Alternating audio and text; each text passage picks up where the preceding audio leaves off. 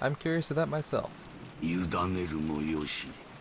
いずれにせよ、わしに残されたわずかの命をトスに値する実に楽しい宴よ。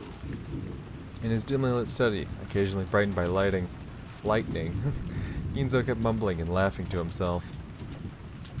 On the antique clock with the intricate design that had been sitting on his desk, the two overlapping hands tilted to the right and began to slide. The measure of time that counted up to 24 had returned to 0, and had begun to count back again. 時の刻みとは残酷なものよ。24を数えるために1日をかけてたどり着き、そして再び0に戻る。23時59分までは確かに数えただろう。しかし24時にたどり着くことはできたのだろうか。たどり着けず再び0時に戻ったと考えれば、それはなんとも虚しいことよ。But perhaps a person's life is the same. You live, aiming for a perfect 24, and in the instant you reach it, you return to 0. People will probably praise the departed, saying that he did reach 24, but he most certainly did not. In the end, he's a 0. Oh, this man built different. わしは生きて20、そここそが黄金鏡。ベアトリーチェの住処なのだから。Ginzo had been fumbling around with some tarot cards for some time. Looked as though he was trying to divine his own luck with a contest, doing it over every time he didn't like the result. The most forbidden action in tarot reading is trying to predict the same thing twice. To do so ridicules the results of fortune-telling, and also desecrates those beings higher than humans that give revelations through the tarot cards. However, Ginzo knew. Tarot cards shouldn't be used twice, because since they're nothing more than a random number generator, reading them twice will naturally cause a different result to appear. Therefore, reading them twice was only forbidden to preserve the mystique of the tarot cards' results. However, that didn't mean that Ginzo didn't take tarot reading seriously. Ginzo's interpretation of tarot reading was done in a completely different way. That was to repeat the reading over and over, without giving up in the slightest until he reached the result most favorable to him. The mark he set for this most favorable result would vary. When he demanded the most favorable result in a strictly literal sense, it was the same as a simple roulette of luck, where he sought an arithmetic miracle. However, Ginzo used miracles of numbers as the basis of his magical power, so this functioned perfectly well as a magical ritual. In other words, until the result he desired appeared perfectly, he would strive to repeat the tarot readings over and over, with conviction, turning the feelings of his heart into prayers, so that when they reached the heavens, they would be sublimated into results. This was Ginzo's personal magic interpretation. Therefore, even though Ginzo's tarot cards were no different from those generally used, the way in which they were used was completely different.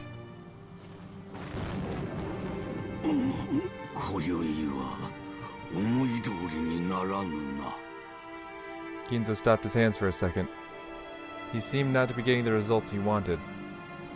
On the contrary, bad cards that shouldn't show up so often appeared repeatedly, and continued to interfere with the miracle Ginzo wished for.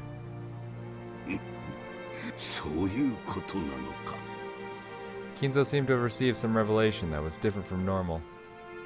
But judging by the unlucky cards scattered across his desk, it was difficult to imagine that the omen had been a good one.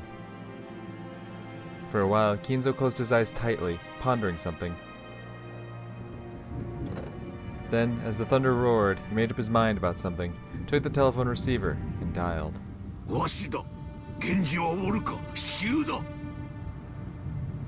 Oh ho!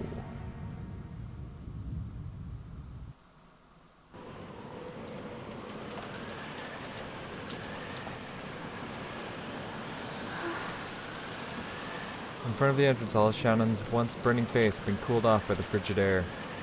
She had thought that George's proposal would surely come sooner or later.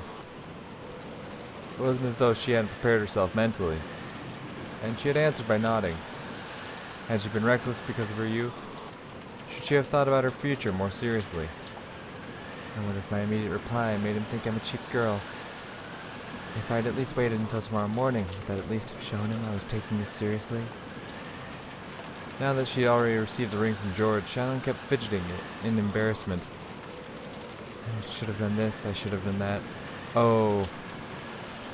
Are George and Shannon going to survive, but Ava's going to be like the leader this time around, and that's going to create like a rift between the three of them? That'd be interesting. As she did, she heard the sound of footsteps splashing through the puddles. Shannon immediately chased away the emotions welling up inside her. Genji-sama, Kanon-kun mo. Sumimasen. Sugu ni modoranakute. She grew stiff, thinking she'd surely be scolded for spending too much time in her secret lovers meeting with George.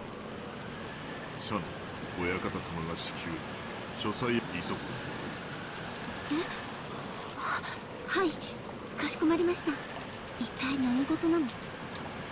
不吉な予感がするってさ、自分の儀式を起こしておいて都合のいい話さ。大田に蹴取られぬよう裏から入る。That's probably for the best. 足音に気をつけ。はい、姉さん注意して。姉さんは賑やかだから。Kanon was especially good at hiding his footsteps, just like a cat. He was able to suddenly be there without anyone noticing and leave in the same way. For example, even though he stepped in puddles, the sound he made was far smaller than that of the rain hitting them. Genji also had abilities of that kind. Or rather, those servants called furniture were supposed to be like that. Just like how desks and closets go unnoticed by members of the family. These servants also held it as a great virtue to suddenly be there whenever they were needed. Compared to that, Shannon's footsteps still strongly asserted themselves. She was also trying to hide her footsteps. Compared to Kanon and Genji, well, you could say she was a little more boisterous. Eventually they reached the back door, and the three of them entered the mansion.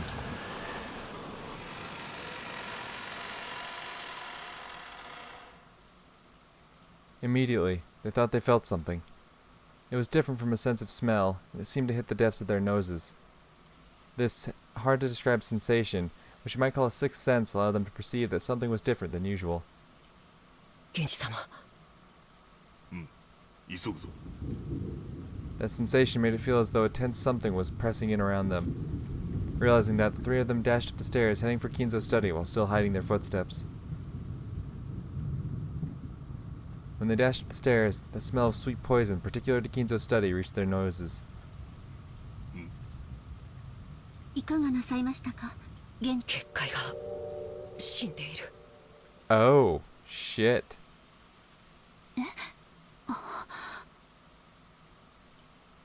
After hearing Kanon's words, she looked at the door to the study. A scorpion pattern was engraved on the doorknob, a powerful ward against magic. The final barrier which protected Kinzo himself. It had been broken. Of course, there was no change to the doorknob that the eye could see. However, those who could understand things people couldn't perceive were able to recognize that a dramatic change had occurred. 親方様、親方様、源氏でございます。ここをお開けください。 Genji called in this way after knocking several times, but there was no answer from the study. Damn. シャノン、背中を守れ。カノン、室内を探れ。はい。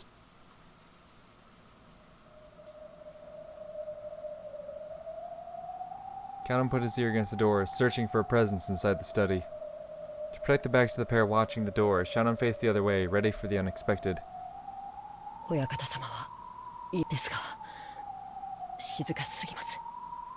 ご無事だということか。いいえ、静かがすぎます。まさか、そんな。親方様、扉を失礼させていただきます。 Genji pulled a gold key out of his pocket. It was the only key to the study that existed, other than the one Kinzo held. He stuck it in the keyhole and turned it heavily. At first glance, it seemed to prove that it was a sturdy lock. However, now that the barrier had been destroyed, this door might as well have been left open from the viewpoint of anyone with magical power. The heavy sound just now meant that the door had now been opened, even for humans. 失礼いたします。 Yeah, what's the scene look like? As Genji respectfully bowed his head, and Kanon's sense of tension grew tighter. Shannon trembled. They entered the study. They immediately discovered Kinzo's figure. He He was sitting on the reception sofa so that his back faced them. Genji noticed the person sitting across from him, and again bowed deeply. Kanon also noticed that person. But he didn't bow his head. He stood in front of Shannon and spread out his arms, blocking the way to her. So even without seeing that person's face, Shannon already had a good idea who it was. お越しでございましたか、ベアトリーチェ様。源氏か。なかなかに早いな。やはり家具は主の呼びかけに素早く答える方が良い。こやつとは大違いだ。ロノエ様もお越しでしたか。 Genji directed his greeting towards the thin darkness behind and to the right of Beatrice, where there shouldn't have been anything. Even Kanon and Shannon would never have imagined that someone was there.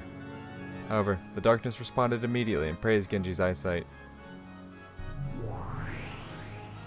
相変わらずさすがです。だいぶの久しぶりになりますね。それにしても老けましたね。それだけの弱いを重ねましたか。充実した日々を過ごし、ロノエ様におかれましてもますます充実されておりますようお見受けいた。ええ、おかげさまです。そしてシャノンも久しぶりですね。君は随分と美しくなっ、そして随分と強くなったようですね。良いことです。ありがとうございます。姉さん、あいつは一体。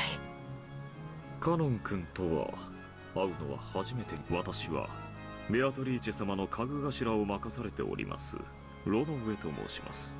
源氏さんの古い馴染みですよ。あなたと同じに使える主は異なりますが。 The tense color didn't disappear from Kanon's face in the slightest. Depending on the master of furniture served, they might be kind or brutal or anything else. If this person claimed to be furniture serving the hated Beatrice, then he must be despicable as well. わらわもすっかり嫌われたものだ。坊主憎ければ今朝までなんとかとはよく言ったものよ。Beatrice openly sneered at Kanon's hate-filled face. Then Kanon finally realized. Beatrice and Kinzo were having a chess game across the reception table. But Kinzo hadn't even quivered. He was holding his head with both hands, his eyes closed tight as he contemplated his next move. Or was he in anguish? 親方様。わらわが金蔵に伝えたのは2つ。良い知らせと悪い知らせだった。良い知らせは儀式を終えずしてわらわと再会できる幸運を得たこと。悪い知らせは金蔵が儀式の一番最初の生贄に選ばれてしまったことだ。 Oof. こればかりはわらわにもどうしようもない。実に気まぐれにルーレットにて決めたのだから。もてあそんで殺しているくせに。よして、カノン君。さて金、そろそろ負けを認める気になったのか。これにてわらわとの長きにわたる勝負は決着。 At a glance, it was hard to make out the situation on that chaotic chessboard. However, judging by Kinzo's anguish and Beatrice's malicious confidence, it seemed to be over already. 是非もなし。これもまた一興か。わらわもだ。そなたとの勝負に決着がつくことは万感の思いあれど、もはや楽しかったぞ。退屈しない数十年であった。 Beatrice advanced her queen and made her final move. And that decided it. チェックメイト。これがわらわからそなたへの手向けだ。心置きなく眠れ。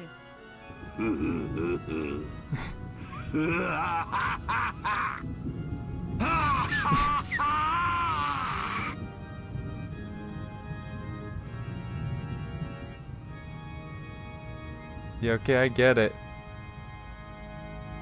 Kinzo suddenly stood up and laughed like an opera singer facing a full crowd and spreading his arms, as though he had succeeded in a century-long plan. Holy shit! Wow! Damn, that's one hell of a way to go out, my dude. Jesus. That laugh spat crimson. Crimson flames poured out from inside of him, spitting even out of his mouth, ears, and nose, and all at once, his body was wrapped in hellfire. But Kinzo kept laughing. The more he laughed, the more the hellfire spewed from his entire body and began to char him. Those flames became a brilliant light, which dazzlingly shone on the various magic tools throughout the room, making their distorted shadows dance across the walls. Those shadows looked like the dead in hell, watching over Kinzo in ecstasy as he burned. And, for one who had made a contract with the witch, it was an extremely fitting end, in accordance with those terms. After laughing and howling in the roaring flames for some time, Kinzo flopped to the ground as though he was a puppet whose strings had been cut. Those incredible blazing flames disappeared as though he'd been completely burned up. And afterwards, nothing remained but a festering and burnt corpse that one could hardly bear to look at.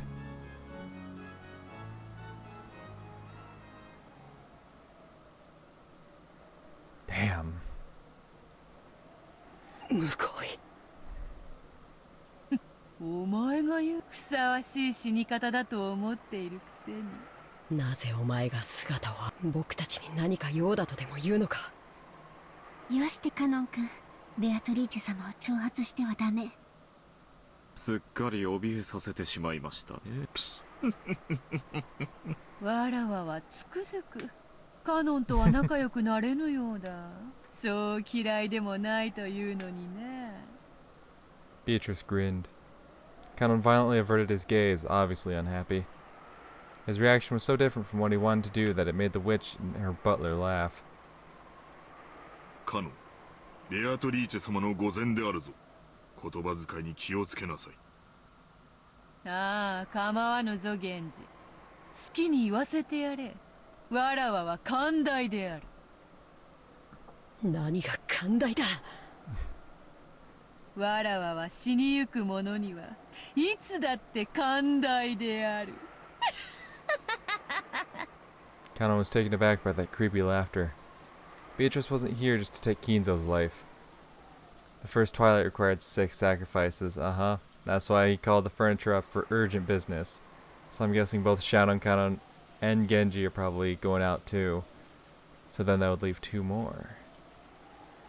Interesting. I wonder who the last 2 are going to be then. Kinzo alone wasn't nearly enough. And they just casually walked in here. 安心せよ。そなたらがここに訪れたから生贄に選ばれるのではない。生贄に選ばれているからこそここに呼ばれているんじゃないか。なんだと。 Their instincts were good enough to spot her meaning instantly. 6 sacrifices were required for the first twilight. After Kinzo, how many more would you need to add up to 6? In this mansion, the number 5 instantly made them think of the number of servants here. それがお望みですか。感謝せよ、家具どもよ。そなたたちの苦難の日々は今宵それを告げに訪れたわらわに感謝せよ。かしこまりました。それをお望みでしたら。源氏様。 Genji had agreed to the witch's heartless announcement with his usual demeanor, without raising an eyebrow. Yeah, because he's a fucking OG. 親方様亡き後はその求めに応じるのが我ら社のカノン。今日までよく仕えた。その労苦もこれにて終わりだ。源氏はさすがですね。同じ家具としてあなたを誇りに思いますよ。社の異論はないか。はい。ジョージ様から指輪を贈られた。それでもなお未練はないか。はい。家具の身に過ぎた幸福でした。指輪を頂戴しただけで私の思いはすでに達せられております。 Sharon couldn't take quite as much of a philosophical view as Genji. There probably were regrets left in her heart. She probably wanted to spend a little more warm time with the person she cared for, George. But she released herself from that. She took a single deep breath, and a blank expression rose to her face. Interesting. So yeah, now I'll throw my fucking theory out the window about George and Shannon being around with Ava leading the group. So there's still 2 more. Because Kinzo plus the 3 here. Interesting. シャノンがそこまでの落ち着きを得るとは少し驚きでした。 I'm guessing Hideyoshi's gonna be one of the first 6. Because I mean, that's what happened with Nazi, is that, her husband passed. And that's why she kind of like, really took reins on things. I'm assuming something similar is gonna happen to Ava. And that Hideyoshi's gonna pass, so she's really gonna fucking step up to the plate. Actually, what wouldn't surprise me is if it came down to like, oh, I don't know, like, somehow I have a feeling that Kraus is going to survive, but he's gonna butt heads with Ava very heavily, and eventually Ava's gonna end up like, obviously becoming like the big leader of the group, just to spite him. あなたも家具として達観したようですね。 Or maybe I'll get proven 惚れ wrong. た男と夜も共にできず、少しは悔し涙をこぼさんのか。退屈な女よ。ベアトリーチェ様ごときに、この気持ちは私たちの命をご所望でしたら、私たちは謹んでそのお務めを全うします。それでよくぞ言ったな。 Hell yeah. Shannon's fucking great. ベアトリーチェ様の苦手なタイプのようで。 Hell yeah. 最近こやつめはだいぶ達観しよった。どうも前回いじめすぎたようだ。それを言ったらバトラもか。わらわはまだぬるいの？それとも追い詰め方が下手なのか？いずれにせよ、面白みのない Hell や yeah. つ That's よ。 why I love Shannon. She knows how to really fuck her over. Even in her final moments when she knows she's got no chance out, she's fucked. She's still not gonna give her any form of satisfaction. Kanon! Kanon, however, is just emotional. As much as I love my boy, he's... Compared to the two who had taken a far-sighted approach, there was a painful anguish on Kanon's face. Kanon was still far too young to accept his demise after being told of it by a suddenly appearing witch. Even though last time around, he was like, "No, sister, come on, this is a good thing, we must be happy for this." わらわは退屈を何より、そしてお前を除く2人が素直に死を受け入れるもので、だからそなたにはわらわの期待を裏切らないでもらい。僕を慰み者にしようというのか。Kanon realized that he was being provoked. However, no matter how fiercely anger spurred him on, his opponent was a witch. He was furniture. He hadn't had a chance of victory from the beginning. But the witch was expecting that he'd struggle in vain and writhe around, and was even looking forward to it. Just thinking about that was frustrating enough to get his blood boiling. Was disappointing the witch by refusing to resist like the other two the only way he could strike back at her? Yep.